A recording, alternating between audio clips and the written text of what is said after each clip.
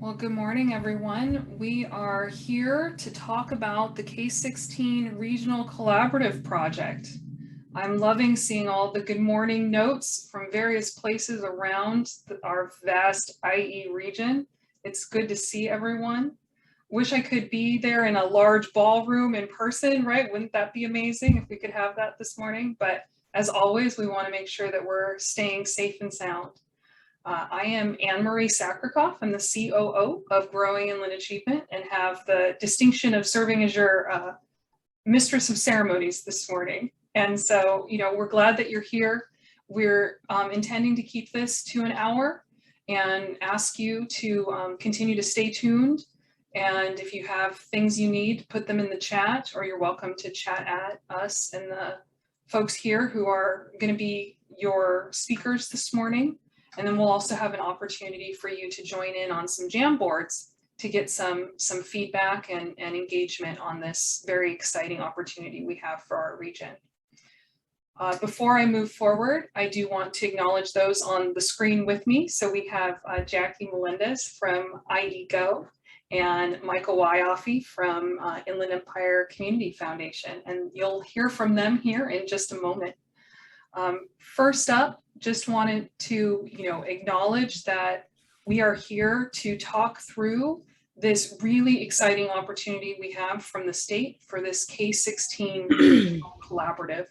Many of you have probably seen notes from the governor's office and or whatever we've put out or many other organizations have put out to try to better understand what's this whole application all about, and how do we maybe come together to think through this and engage, because this is, as I said, a great opportunity for us.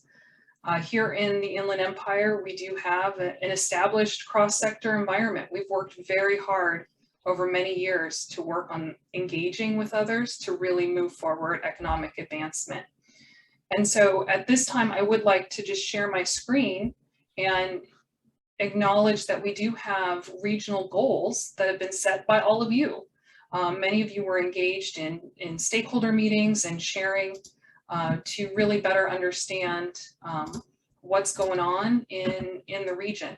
And so these regional goals are helping to guide our work here in the region and to ensure that we create equitable structures within our educational systems, as well as eradicating systemic racism wherever we may find it, and work to eliminate chasms within wealth, income, poverty rate, and really fuel a robust future economy in our space. And these were goals that were developed by all of you here on this call, but many of you may be newer to the region or come at it from a different space. So I just wanted to center our work today around these amazing goals that we've set for ourselves, because they'll continue to guide our work here on this project. I also do want to take a moment to acknowledge that we have visitors from across the state joining us today from other regions. Welcome. We're excited that you're part of this today. I don't know what we have to share that will be of great interest to you necessarily in your space, but we're thankful that you're here, and in all transparency, just wanted to acknowledge you. Thank you for your continued engagement with folks in the Inland Empire. And we're hopeful that we can continue to engage and collaborate across regions to continue to build a strong California. With that, I'd like to introduce one of my fellow speakers this morning, Jackie Melendez, to also provide some insights. Good morning, everybody. Thank you. And thank you for that introduction. My name is Jackie Melendez, and I am the new executive director for IEGO, and just started this month. I'm super excited to be doing this work. There's so many people on the call that I know that are friends and have been doing this work for quite some time, this regional work. And then there's also folks on the call who I'm excited to get to know through this process, and also also through our outreach. Today is really a kickoff for this K through 16 collaborative. We're looking at, and we'll have a presentation a little bit later, an opportunity to have some conversation about what does this opportunity look like for our region and how do we align ourselves so that all of the various things that are happening in all the different parts of the region, that we can come together and put together an application that showcases all of the work that all of us are doing and all the folks on the call that are doing, and folks that maybe they aren't on the call right now, but they will be, and bring them into the fold, bring them into the table, so that we can really collaborate and show all the amazing programs. Last night I was at the State of the City for the city of Fontana. I don't know if there's anybody on from the Fontana area, but the things that they're doing for their students and for their future is really amazing. And there's so many stories throughout the Inland Empire in every single corner of people doing amazing things, bringing in new collaborations. And I always am very interested when people say, oh, let's look at best practices, because the truth is there's so many activities and amazing things that are happening in our region. So, you know, the big thing today is really just getting an understanding of what is this opportunity, how do we position ourselves, how do we work together, how do we come together to put together an amazing application, and then also we want to hear from you so that we can start to scope this and really represent the entire region. So with that, I'm going to turn it back to Anne Marie, and thank you. Thank you, Jackie, so much for those words. Appreciate it very much. I think part of what is exciting about this opportunity is that we get to brag about ourselves a bit, right? Like we are a cool place to be, and there is a lot happening. And this really gives us the opportunity to share all of the amazing things that are in progress and really show specifics about the existing work of how we've already collaborated both in a larger regional space and also in the sub-regional space all across our region. And so I do want to just point out a couple, Zoom items. Not sure that I need to at this point in time, but I think it's always important just to level set a little bit. That's the teacher hat in me, right? So at the bottom of your screen, you have a Q&A option. And so we will be able to have a few moments at the end of Michael's presentation for some questions and answers.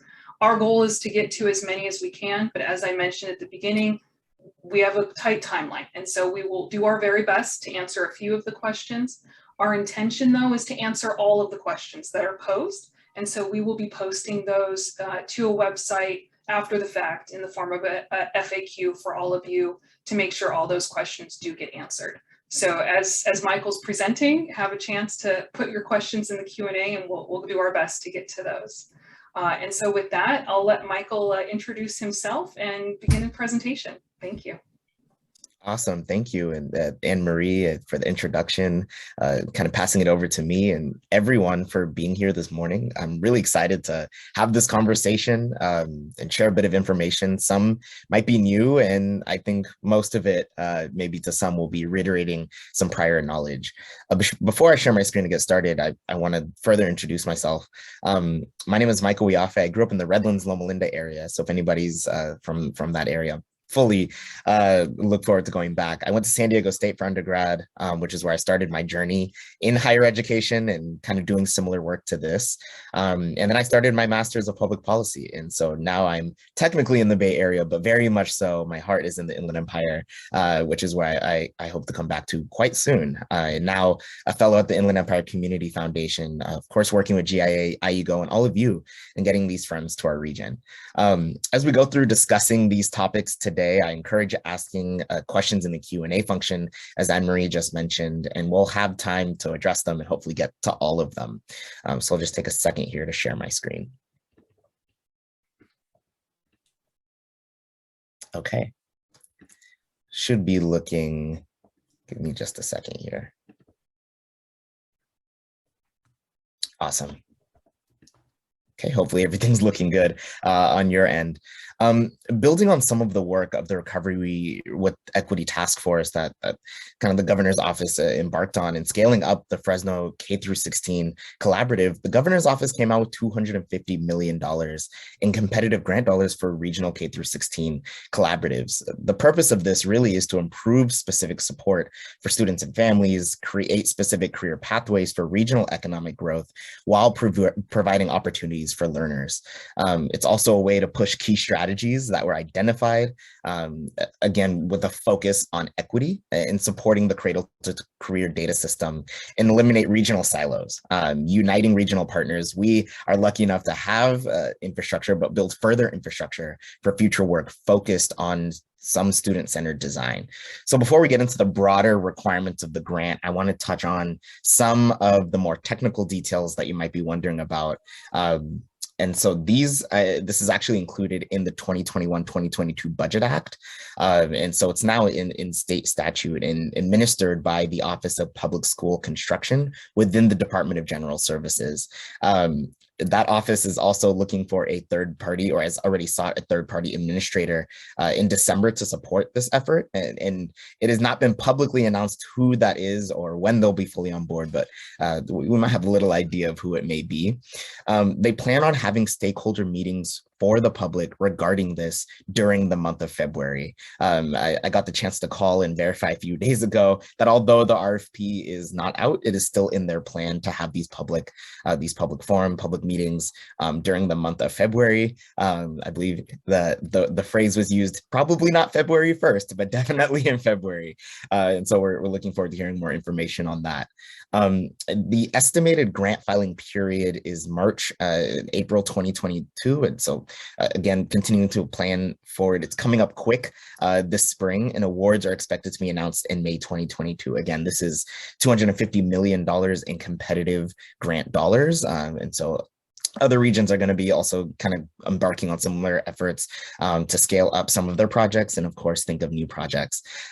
In future years, they expect and hope that half of the requirements are fully implemented by June 2024 and that all are implemented by June 2026. And so this is kind of a multi-year process and kind of implementing these pathways, but also some of the recommendations.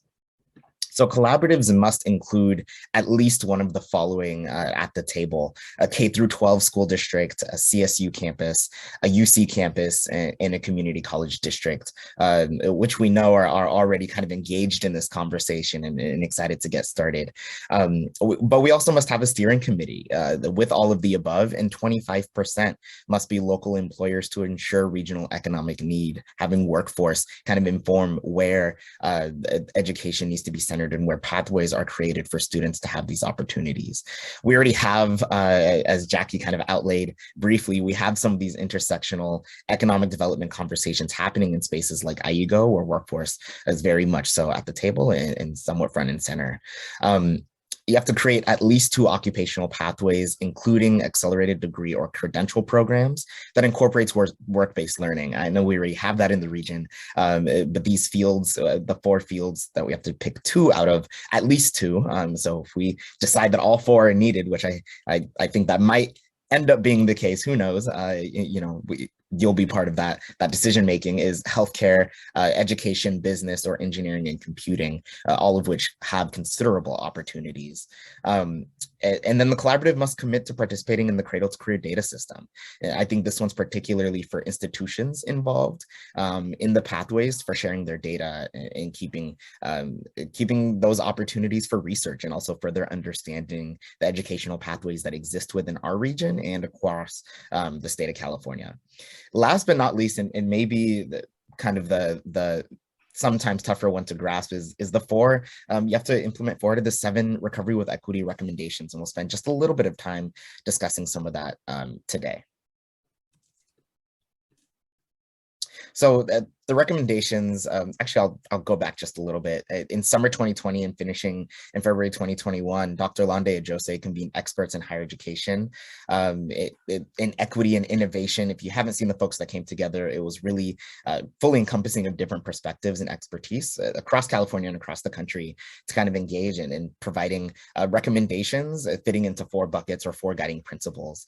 They were designed for the entire community to have a role to play in advancing the economy. This is policymakers, policymakers, institutions, faculty, administrations, philanthropy, nonprofit, students, you name it, the whole 9 yards to engage in really developing the economy of the future.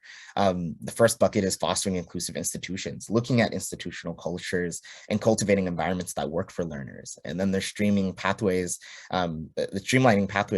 by eliminating administrative barriers to degrees and providing clear and easy to navigate pathways for students and also for employers to be able to have input on that as well. Facilitating student transitions. As we know, the institutions of higher education sometimes are not conducive to the transitions that students have between community college, UC, private, and others. And this can be done by providing high-touch, high-tech guidance in improved preparation for access and success. Again, students move fluidly through the system, but the support currently does not. And the last bucket is simplifying support for student stability, really by packaging resources and making it simple. This is one of my favorite ones, as I said it to folks before, and I'll say it again on this webinar and kind of reiterate it likely in the future, is that students really don't care where the resources are coming from. They care whether or not they have access to the resource. And so simplifying that access and ensuring that it's kind of broad and open to students who, especially those who are maybe are not sure and easy to find as well. I think higher ed has a way, and not just higher ed, but other folks also have a way of hiding resources and hoping that folks will have to find them. But I don't think we're in the interest of hiding opportunities from students. So I wanted to just quickly touch over, don't want to take too much time because we want to hear from you, providing just some information on the 7 highlighted in red recommendations that are included currently in the grant. 4 will have to be selected for in the requirements of the grant and pursued across the region. The first is improving faculty, staff, and administrator diversity. The second is cultivate inclusive, engaging, and equity-oriented learning environments. The third is retain students through inclusive supports. The fourth is provide high-touch, high-tech advising. The fifth is support college preparation and early credit. The next is subsidize internet access for eligible students. And the last is improving college affordability. I think it's important to note that the other 4 that are not highlighted in red are more suited for the state to take on, and progress is already being made. So we're going to focus on the 7 outlined in red. Again, for the purposes of the grant, 4 need to be pursued. Some of you might be wondering, well, what do these things even mean? You know, how do you pursue these recommendations? So I'll just kind of briefly touch over what that might look like. Improving diversity might be by developing innovative hiring practices, providing support for employees that reflect the diversity of the student body. This could include professional development, diversity goals, and others. Cultivating inclusive learning environments. It might be upskilling bias and cultural competence, changing curricula, creating student channels to report issues, focusing on adult and lifelong learning, and ensuring that our campuses are prepared for the reality of the student life and not just the traditional. Retaining students through inclusive supports. This might be done through inclusive programming, addressing how students feel on campus, campus climate, engaging faculty and student development outside of the classroom. Oftentimes we can think of what happens. Of course, these are kind of more designed for the higher education aspects and the campuses that are involved in this work, but really I think the entire community has a role to play in supporting the future economy, which are the students and those coming up through it. Providing high-touch, high-tech advising. Chatbots have been a really popular tool for this one, and focusing on providing database proactive support and not reactive support to student concerns. Supporting college preparation early credit. This can be at the K through 12 level, pushing A through G requirements as a default, providing early college credit opportunities and dual enrollment. Subsidizing internet access for eligible students. This is really working with local internet service providers, providing option for students attending institutions, and again, focusing on providing these pathways to opportunity in the workforce by providing support to students going through education. And the final is improving college affordability by experiential programs, maybe looking at campus-based employment opportunities, partnerships with local employers in the communities who might be able to provide these opportunities to students. So hopefully that's just kind of enough brief information information so you can kind of get a little bit more insight into what is looking to be pursued. And just I'll touch on this very quickly before I turn it back to Anne Marie, is some potential outcome measures. This might be through student surveys. It could be completion rates. It could be college attainment, student debt, and others. So I know that this information could have been a lot. Hope it was better to understand where the grant's coming from and hopefully get some juices flowing on opportunities that currently exist and where we can leverage really the position that our region currently has in creating the best opportunities for engagement cross-sectionally and within the region. Okay, I see that the chat is bustling, but I'm curious whether folks have any questions.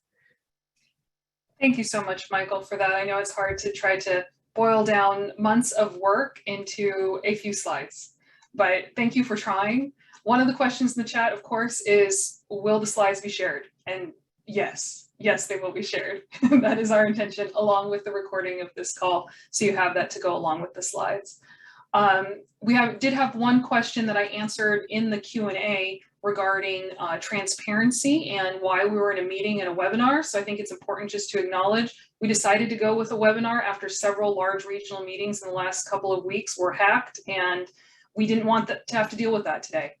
So it is not an intention to hide anything. We're going to be a very transparent group. We have Jamboards for conversation here in a little while, and then moving forward, we will have meetings that you all will be able to register for so we can have that very, very important dialogue. Another question that was posed by Andrew Sanchez was asking what K-12 unified school districts, universities, and colleges are being considered. I don't know, Michael, if you want to take a moment and I can then add a few things if you'd like, or Jackie as well. Yeah, sure. That, you know, I think at this point that we're not at that stage yet. We haven't even seen the RFP. But I'll also say that I would say as many as are able to get to the table. I think really pushing for one application for the region, hopefully getting as many K through 12 school districts as possible, UC, CSU, and community college as well, getting all the districts, San Bernardino and Riverside, engaged in this. I think as many as we can get at the table, in my perspective, is the best shot that we have at getting opportunities for our region. Does anyone have any different thoughts? I would also just share that we do already have commitments from Cal State San Bernardino and UC Riverside on this project. Many of you may not be realizing that Growing Inland Achievement does have a board that is made up of the presidents, chancellors, and superintendents of our local colleges and universities, as well as both county superintendent of schools offices. And they've both all agreed at our previous meeting, not just a couple weeks ago, that we're all in on this application, and that they really want us to be as inclusive as possible. That was the charge from them, to make sure that this application is inclusive and does make sure that it answers some of the other questions that I'm seeing, which include, how do nonprofits and community organizations fit? Yes, and yes, all three of us actually represent nonprofit community organizations here today, as well as our educational institutions, as well as a question around private universities. Yes, absolutely. This is an intent to be inclusive as best as we can, to make sure that anyone who wants to be a part of it can be a part of it, and to find a space at the table. There was another question about the RFP. Will we provide the link? Do we know any more about the RFP? What's going on with that? Michael, you want to take that for a moment? Yeah, we were hoping to see the RFP last month. Last conversation I had when I called the governor's office was that they're hoping to release it fairly soon. They're finalizing the contract with the third-party administrator, and it should be out within the next few weeks, and it really should be out in February. So we're kind of waiting and trying to get as many conversations and gain as many insight and kind of get ahead of this as much as we can before seeing the RFP, but really hoping to see that within the next few weeks. I check it literally every day. So I'm looking forward to finally being able to see that and having a little bit more insight into what the particulars might be. Yeah, I mean, the only thing we can share about the RFP right now is that the third-party administrator contract went to the Foundation for California Community Colleges, And many of you come from the community colleges, have worked with the foundation, are working for the foundation in our region. And so, we know that that's a strong partnership. And so as soon as that contract is finalized, they have promised us an RFP to get us more information on exactly what this grant will look like. That actually brings us to another question that Emily over at UC Riverside was asking. And I'm just going to read this verbatim. What is GIA's intent for how you are planning to engage with IE Higher Ed and K-12 for this opportunity? As a lead for the grant or a partner at the table with other potential grant leads? I'm curious what Michael wants to say about this question. What have we talked about already going into this? Yeah, absolutely. I think it's pretty certain that we're going to need the entire community on board. And so, gaining all the insight that we can have, of course, leveraging some of the expertise that GIA has, but also all of you in all the other organizations, but also knowing that higher ed and K through 12 are really going to have to be at the front of this. A lot of the recommendations that are required to kind of get through it really sits, I think within K through 12 and higher ed, and maybe even more specifically higher ed, within the recommendations and the pathways to be created. And so I think while community organizations like us at the table are really helping facilitate that and bringing in voices and having those conversations, it's really partners at the table rather than any one voice or one organization leading it. Absolutely. And then I just wanted, if it's okay, Anne-Marie, I wanted to I was going to refer to you. Absolutely. Yeah, and just wanted to add too, like bringing in, new voices, with the economic development folks, with industry and business, and making sure that, if you look at some of those bullet points that Michael was outlining, we're really looking at, our future economy, and that really takes everybody, that takes everybody's voice, and also, partners at all the various tables that are happening throughout the region, bringing them together. And we're creating this, we're waiting for guidelines, but what that's going to look like in the Inland Empire is, in all these spaces, that's for us to decide who needs to be at the table, who's already doing some really good work in this space that we can use as an example. So like I said in the beginning, this is the kickoff, this is the start. But I do think that it's the start of a really amazing, inclusive, collaborative process for the entire region. Thank you so much, Jackie. I mean, just to kind of reiterate this, I suppose, is GIA's role in all of this is to serve as a collaborator to bring forward an IE, consortium to really ensure that this happens. And so, we're going to do whatever we can behind the scenes to make sure that this is a thing, right? Because this is a huge opportunity for all of us. We recognize in our space that there are many groups that do this work already that would call themselves K-16 collaboratives. This is something we've been working on for a long time. I'm thinking of, RCEC, the Riverside County Education Consortium. I'm thinking of MDEP, the Mountain Desert Economic Partnership. I'm thinking of One Future Coachella Valley out in the desert area. Many others, plus IEGO, IECF, us, there's a lot of really amazing work happening in this space. And so it's really about thinking through how can we collaborate on a larger regional educational world, right, to make sure that we're building economic opportunities for our community. Another question in here was talking about frameworks. And so I see it's from Leslie Belmonte, who's our Guided Pathways Regional Chair, Regional Coordinator for Guided Pathways. Excuse me, Leslie, your title is always so long, it screws me up every single time. And so she's asking if this process has mentioned any specific frameworks that were recommended from the task force. For example, given her work in Guided Pathways, she sees how this fits perfectly into the Guided Pathways framework. So I don't know, Michael, was there any framework conversations within the task force?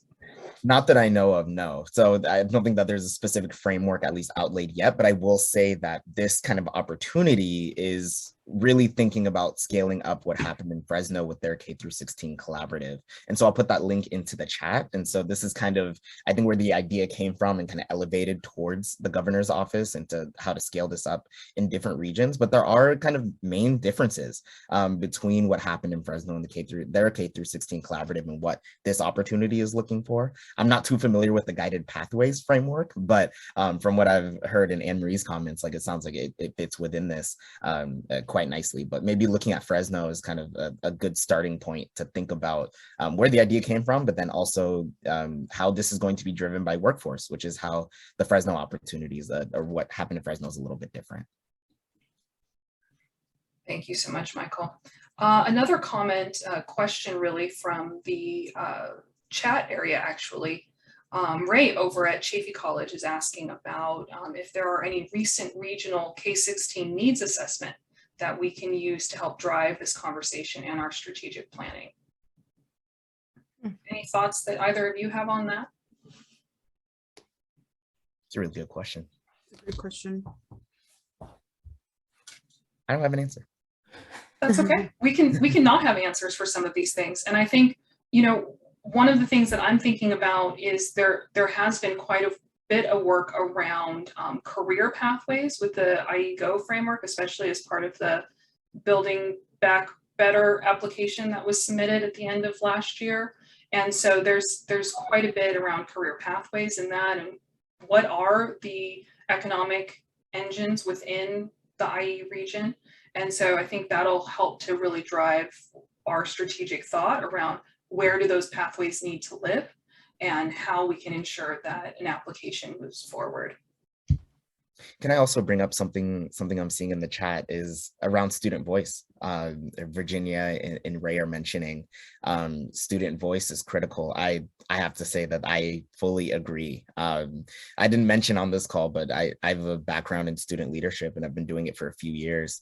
And so I'm really excited to also engage student voices into what kind of is critical here in the Inland Empire, and hopefully tapping in with them pretty soon. And as of, you know, this is my last semester as a student for the foreseeable future. And so kind of excited to engage with them on that regard. Yeah, we're excited that you're going to get your degree here very soon, Michael. Not that we you know don't want you to continue to enjoy your time at UC Berkeley, but you need to come back to our space. Just I'm ready. Putting that out there, right? You know, I'm also looking at another question in our Q&A that asks, the grant is looking for already established partnerships. How are we balancing that requirement with the idea of inclusivity with as many IE partners that want to hop on board? Do either of you have thoughts around that? I can start off and just say, you know, I think that starting with what we currently have is probably a great place to, again, start and then utilize this opportunity to really innovate for what we need for the future. And I think that's where webinars like this, where we are looking forward to gaining your insight and input, is an opportunity for that. And in hearing that and hearing what voices should be at the table and getting involved with folks who haven't traditionally been. I think that this is an opportunity to where we can redesign who is sitting at the table and rethink who guides these conversations. So I think this is an opportunity for that and being inclusive. And I know Jackie's doing some of that work at IE-GO. Yeah, and then I also want to say, like, that it's also about sort of like this timing. So a lot of these questions, that is the work that we're going to be doing as this as the RFP comes out and we have, you know, more clarity. But these are the kinds of questions that we need to be asking ourselves so that we're ahead of the ball and we are prepared for when this information comes out. It's not like, oh, let's scramble. It's more about, like, there's such a diversity and a richness of data and activity, things happening in workforce that maybe other folks in another part of the region may not know about. So having this space where we can talk about, like, hey, we're doing this I think this would work for this application, or hey, we should bring these folks in, or these folks did some really great work on data. I see some of that in the chat as well. Folks talking about there's tons of data out there. I think that we definitely, we're good there. We can look at where gaps are and things like that. But we definitely, this is going to be the work that's going to be coming, down the pipeline. And, I was just chatting with Anne Marie before we started, and that's that, with these opportunities that are coming, we have, this work would take years, to build everything properly and to, get everybody at the table. We're having to do it in months. So, this is going to go really fast. But, there's somebody in the chat that says, who do we, contact? We're going to be setting things up. We'll be setting up, more information sessions. This is just the very beginning, to get everybody up to speed. We brought Michael on board because he's amazing, as you guys can all see, at getting this information together and really understanding it. And we're all really busy, so having somebody like him to kind of do that work and help us get ourselves organized, I'm just very grateful for that. Thank you both so much. And there are several questions around scheduling for future meetings and what's the process. At the end of this call, we will have a survey link that we will ask each of you to complete if you're interested in joining this project. And so ensure that you are added to a wait list, or not a wait list, a list of emails to join the next call. We are putting aside Fridays at 9 a.m. So Fridays at 9 a.m. First call will be next Friday for those who can join it. And so we'll include registration information for that meeting as part of the emails that will go out after this call, as well as some other homework. So stay tuned. We couldn't be in looking about education if we didn't assign some homework at the end of a call like this. I really appreciate all the questions that were posed. At this point, we're going to move into our Jamboards, except for that Michael has something really quick. Go for it. Okay, sorry. I just saw this question in the Q&A, and I just really think it would be important for us to just touch on it real quick. Sure. So I see a question from Stephanie about the requirement: only one K through 12, one CCD, one UC, one Cal State. How do we ensure that the region is well represented but don't go overboard? Is there a suggestion that regions apply with a very large group? I think that that's a really important question. And if you kind of think about the framework of this, it requires one UC. And so to me, the framework is already designed around the UC campuses. There's 9 of them. And so you could already imagine that the entire Central Valley is kind of with UC Merced, if you can think about the map of the UC system. And so I think it is kind of designed for larger applications for regions centered around the UC campuses. The entire of LA is going to be focused with UCLA. The entire of San Diego is going to be focused with UC San Diego. And so I think it is designed to be a little bit larger and for communities to have one application.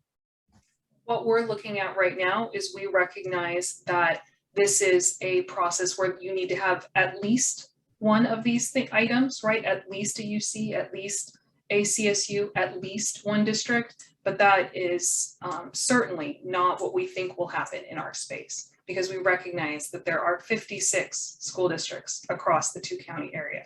And so those that want to participate and want to share and have the capacity to participate absolutely is what we're looking for, right? So it is not a limiting factor. It's more of, let's look at a larger regional space where we can think of some of those, sub-regional areas like the city of San Bernardino and Uplift San Bernardino, right? What's going on there? Those kinds of things to think through this application. So with that, Michael, could you put the links to the Jamboards into our chat so folks have an opportunity to go in there? I am going to do a very quick screen share just in case you are not familiar with Jamboard. I want to make sure that everyone has the tools they need. So let me share my screen very quickly. What we have done is created 4 Jamboards only because there are 105 people on this call. And so we're just wanting individuals with the exact same questions to have space to put their Post-it notes, right? If we were in a big ballroom, you'd have papers all over the place and we would have Post-it notes and pens at every single table, and you would get up and move and post your notes. Well, we don't have that opportunity virtually, so we tried to create it as best we could in this environment. So this is what one of the Jamboards looks like. It's the community nonprofit space. Our first question, what are the needs of the region as it pertains to career pathways? To use a Jamboard, there is a tool on the left side of your screens. Click on your sticky note, type in what you'd like, and then click save, and it will post. And so we ask that you do your best to add some notes. There are 4 pages. To turn through the pages and the questions, up here at the top of the screen, you click on the next frame. And so we ask you to do your best to answer these 4 questions, and these will be the basis of our conversation for our meeting next Friday. So please answer as best as you can to any of these questions so we ensure that we get some input from you. If there are any questions as we move in, go ahead and post them in the chat of how to do this. I'm going to play some music for us, and we're going to take approximately 15 minutes or so to get some answers to these questions. These Jamboards will also be available after this webinar concludes. So if you have a burning item you'd like to add, you can do so after the fact.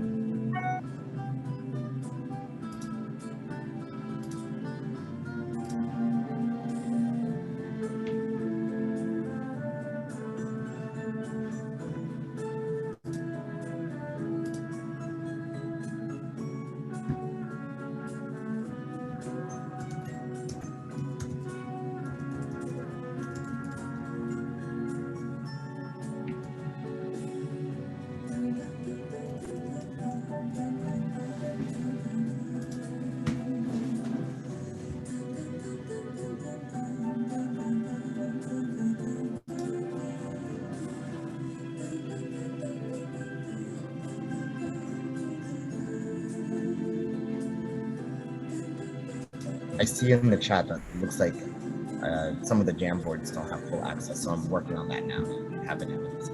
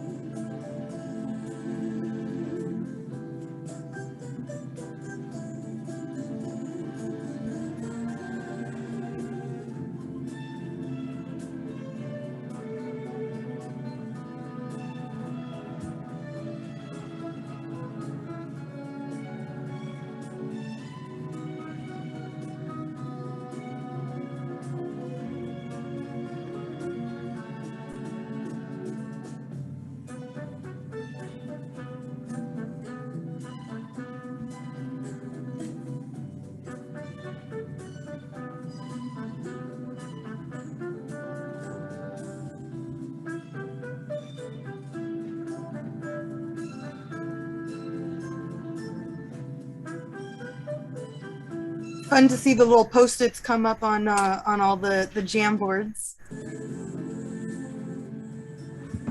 Yeah, it's I'm very also cool to going see. through the chat to answer some questions and comments. If you haven't moved on to the next question yet, now's a good time.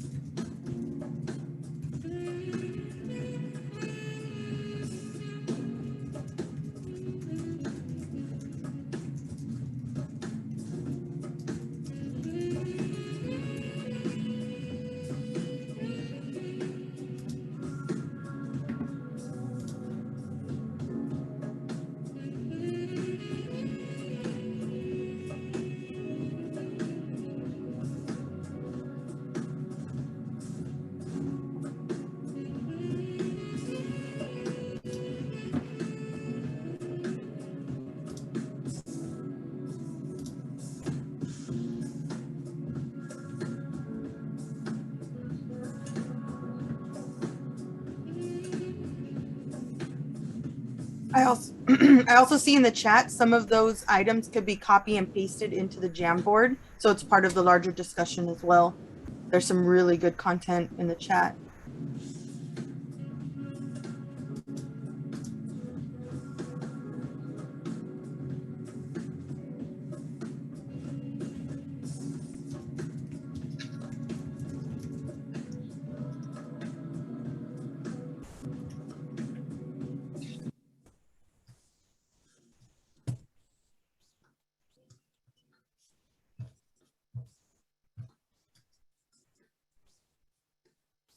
Okay, so should they be on the fourth question now if they're not already, Anne-Marie?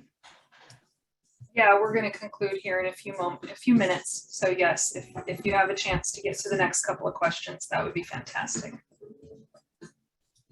The Try and Jamboard for wrap. number 4 needs a little bit of love. Jackie's having fun looking at the questions. Yeah, well, we're going to try and take this to about 10:55, so about 5 more minutes on the Jamboard. And as I mentioned, we'll have these available for use after the call if you do have some burning things you'd like to add and didn't get a chance during the meeting.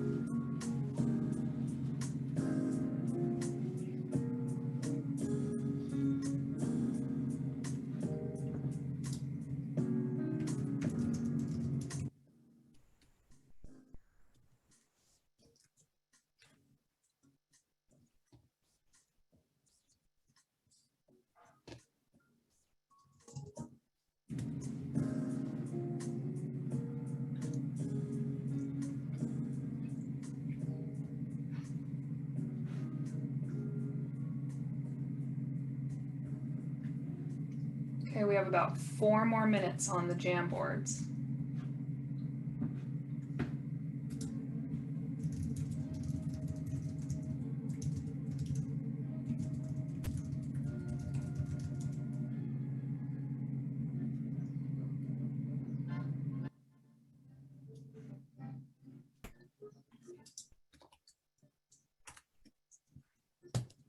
So as people are putting in their final comments, we are going to take this information back. We will summarize it for our next meeting and have you know, some really good conversations around it. But there's a lot of information on what are the needs of the region as it pertains to career pathways. Loving some of the stuff we're hearing. Genuine partnership is critical. And also looking and connecting that to long-term success, not just, you know, for this initiative, but for the long in service of our communities long-term. They're talking about hands-on training in their field so folks can gain experience before committing to a long-term career.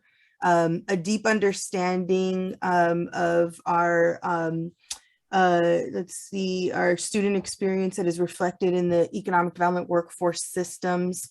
Definitely seeing some folks talking about career pathways for students for family sustaining jobs. So that conversation is entering the fold.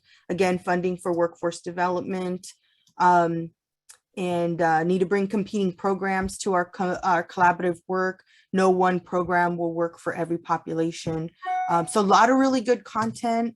And again, we will, in the interest of time, because we just have a few more minutes here, I'm kind of just doing a very high level, giving some feedback. So folks, I know some folks are probably on their cell phone, so they maybe can't see, you know, or if you're, you know, somebody that's driving, you're not, so I'm just, you know, calling out a couple of things that are coming up. But we'll definitely continue this conversation. We'll collate all of this information. And then just, if you haven't already, you know, we have some of the boards at the end need a little bit of love. So let's continue to add some Post-its there. What should be the priorities of regional collaboratives? Making sure everyone in the community is being seen. That's really important. Thank you for whoever put that Post-it. The funding scales existing work that has proven impact. So I think that comment is about scaling, you know, for maximum impact, if I'm interpreting that correctly. Trusted partners and place for information. I think that's critical. I like that comment. I didn't put that in, but I do like it. More conversations about what is working in the region. Really good Post-its in here. Moving on to the next one, just really quickly, high level, what projects or current pathways exist that should be scaled up? Guided pathways work, somebody put that in. Cradle to Career, Alliance for Education. So a lot of folks, and don't be afraid, shout out your own organization and put your own information in here. That's really critical. It's not just about, you know, like, oh, you know, I'm thinking of this other organization that has to be here. Put your organization in as well. It's really critical. Inland Empire Desert Regional Consortium. Somebody put a Post-it for there. Awesome. Some of my favorite people in the Inland Empire. Very cool. Aviation in the high desert, engineering, cybersecurity, and STEM pathways. Yes, super exciting. Coachella Valley Regional Plan for College and Career Success, goals and tactical plan areas, and 70% degree completion goal. Yes, very, very cool. Lots of really good information here. So again, we will summarize that, and then I think that's a good high level summary. I can give that back to Anne Marie or Michael. Just giving folks a taste of some of the Post-its that are popping up. Absolutely, appreciate that. So in the last few minutes, I just wanted to be thinking about, you know, the opportunities we have here. You know, one of the really exciting things we have happening already in the region is around the college core space from the California Volunteers Organization. I don't know if all of you are aware, but we had 6 of our colleges and universities in the region apply separately for that, and they asked GIA to support them with collaboration and regional coordination behind the scenes. So fortunately, all 6 were awarded. That's over 500 students that will be each receiving a $10,000 work-based learning volunteer opportunity to use those funds then to pay for college. And so that's coming down the road. And, you know, I mean, it's exciting to see when we work together what the opportunities are here in our space. I just dropped into the chat a survey link. We ask you to take that survey if after what you've learned today, you're interested in continuing this engagement, which we hope you are. And so please take the survey, provide some feedback, as well as your contact information, so we make sure that you are registered for the meeting next week. In addition, your other homework items includes connecting to either your sub-regional group, your career pathway collaborative, the employers you already work with, to try to gauge interest in partnering on this work and bring that to next week's meeting. In addition, Michael presented eloquently on the Recovery with Equity Task Force recommendations. And so we ask you to take a little bit further look into those recommendations and then place a hold on your calendar for next Friday, 9 a.m. That's February 4th. And we'll continue this conversation with a summary of these Post-it notes, as well as give you the opportunity to invite more people to this work if you think that it's important for them to engage. Michael, do you have any concluding thoughts you'd like to share? Yeah, and thank you for giving the chance to just share some thoughts. I'm excited. That's all I wanted to share, is I'm excited to embark on this. IUCF kind of brought me in for this opportunity. I was the one that was kind of like, I really want to do work for the region. And so I'm really just excited to dive in and to meet so many of folks doing this great work and to elevate that work and highlight it and find more opportunities, of course, bring funds for our region. So I'm all in, and, you know, kind of seeing some of the things on the Jamboard gave me a lot of energy that I'm not just the only one excited for this, and us on this call are not the only ones excited for this, but that the region really is, and that we are doing this work and connecting with the community. This gave me all the energy I needed to start my Friday off. Thanks, Michael. Always love your energy. Jackie, did you have any last words you'd like to share briefly? Just wanted to say thank you to everybody that's on the call. Like Michael, super excited about this work. You know, we don't at this early stage don't have to have all the answers. That's what the work is about. It's about you know, opening up the space for dialogue and bringing folks into the fold. So I'm super excited to be on this journey and working with all of you folks. Like I said, you know, the folks on the call that I don't know, I hope to get to know you soon. And thank you all. I'll turn it back over to you, Anne-Marie. Thanks, Jackie. I did also just drop into the chat the link to the GIA newsletter and email updates. We'll also be posting all the updates from this call and future calls to that. So if you want to register for those updates, maybe you're not yet going to fill out the form because you're just not sure yet how you want to participate, but you'd still like to get updates. Those will also go out through that GIA newsletter. So lots of ways to connect. We, of course, the 3 of us, available anytime. If you want us to come and present, we love to share things out, right, as you can see, and would be happy to join you at other meetings or gatherings to talk further about this K-16 collaborative. So please feel free to reach out to us. With that, it is 11 o'clock, and those of you who know me know that I like to end meetings on time.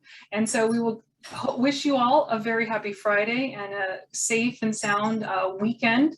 Go Rams, and we'll enjoy the rest of the weekend, and we'll be in touch very soon. Thank you for your time. Thank you.